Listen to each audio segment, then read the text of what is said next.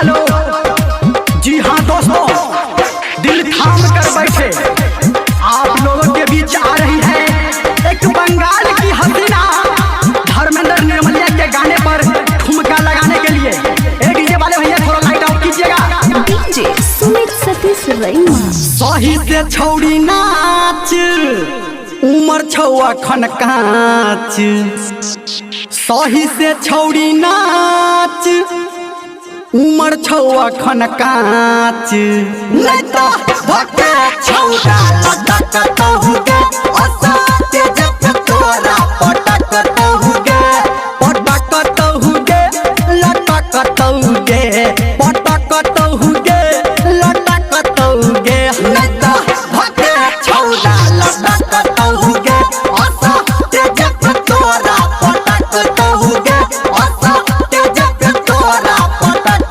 तहुगे। ए भैया आगे में जो भी बैठे हैं, ए भैया आप रेजर लाइट का उपयोग ना करें। डीजे सुमित भैया आप सतीश रेजर लाइट रईमा। और रेजर लाइट वाले भैया थोड़ा रेजर लाइट अपना बंद कीजिए। Recording studio. एना नहीं छौड़ी बैठ कने लहंगा उठा के बैठ, एना नहीं छौड़ी बैठ कने लहंगा उठा के बैठ, नहीं तो लफुआ छौड़ा चोहट तहुगे असाते जब तोरा पटक तहुगे पटक तहुगे लटक तहुगे पटक तहुगे लटक तहुगे, नहीं तो धक्के छौड़ा लटक तहुगे असाते जब तोरा पटक तहुगे।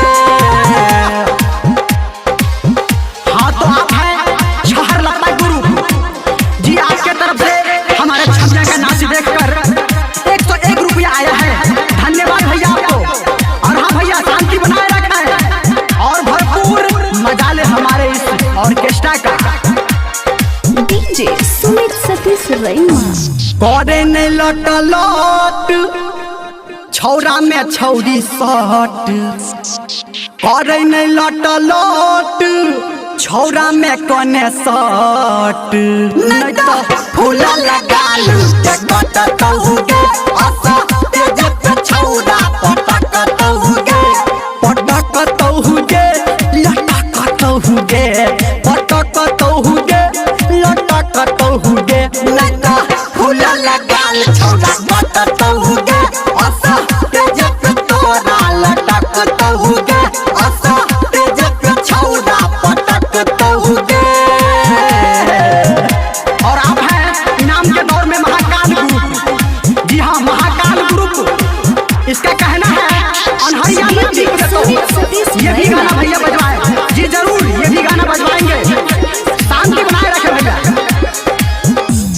मानी ले हमर बात धर्मेंद्र के चल साथ, मानी ले हमर बात निर्मलिया के चल साथ, नहीं तो चोली चर चर फट तहुगे असाते जब छौरा लटक तहुगे लटक तहुगे